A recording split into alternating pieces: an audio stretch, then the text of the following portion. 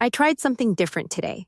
Instead of starting from scratch, I took an image, added a bit of audio, and turned it into a fully polished video in just a few steps. But here's the interesting part.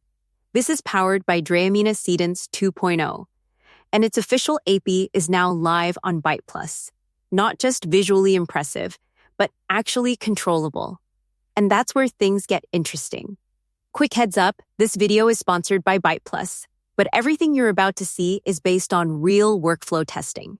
Most AI video tools feel exciting at first, but once you actually try to use them, you run into the same issues. You generate something once, but if it's not perfect, you have to start all over again. No control, no flexibility, just constant re-rolling. So instead of creating faster, you end up wasting more time. That's where Dreamina Seedance 2.0 comes in. It's a multimodal video model from BytePlus that lets you combine text, images, video, and audio, and turn them into high-quality video outputs with resolutions up to 1080p, while giving you much more control than typical tools. But what really stood out to me is how it fits into an actual workflow. Demo Part 1, Multimodal Input. Let me show you what I mean. I started using Dreamina Seedance 2.0 through the ModelArc platform. First, I uploaded a simple image. Then, I added an audio clip. Instead of generating something random, Dreamina Seedance 2.0 actually understands how these inputs should work together.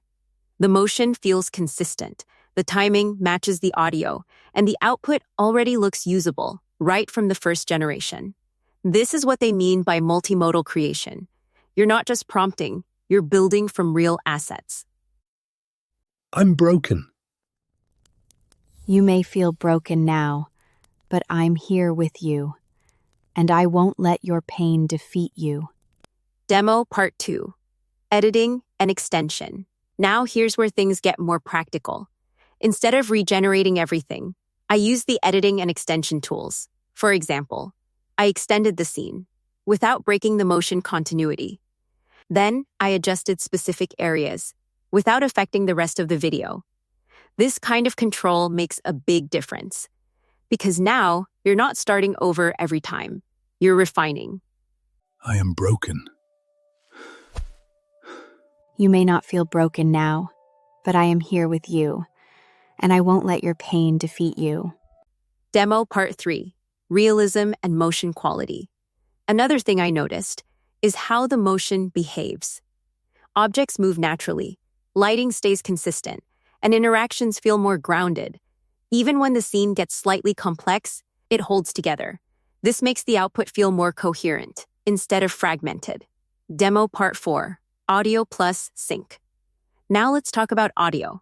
When I tested syncing, the timing stayed aligned with the visuals. Give me the cupcake! Never! Then prepare to fight! Yeah! Carrot strike! Bunny spin attack! Ugh. You're stronger than I thought! And I'm still hungry. For the food! Instead of feeling disconnected, everything felt like part of the same sequence. This is especially useful when you're building content that depends on rhythm or timing, intelligence and understanding. Another subtle but important part is how the model interprets prompts. When I gave more detailed instructions, it didn't just follow them loosely. It translated them more accurately into visual output. That reduces guesswork and again, reduces the need to retry multiple times. Summary, value. So overall, what makes this different? It's not just about generating video. It's about starting with real inputs, editing instead of restarting, maintaining consistency, supporting high-quality output up to 1080p, and building a smoother workflow, which makes it much more practical for creators who want control. If you want to explore this yourself, check out BytePlus to learn more about Dreamina Seedance 2.0 and how the API works.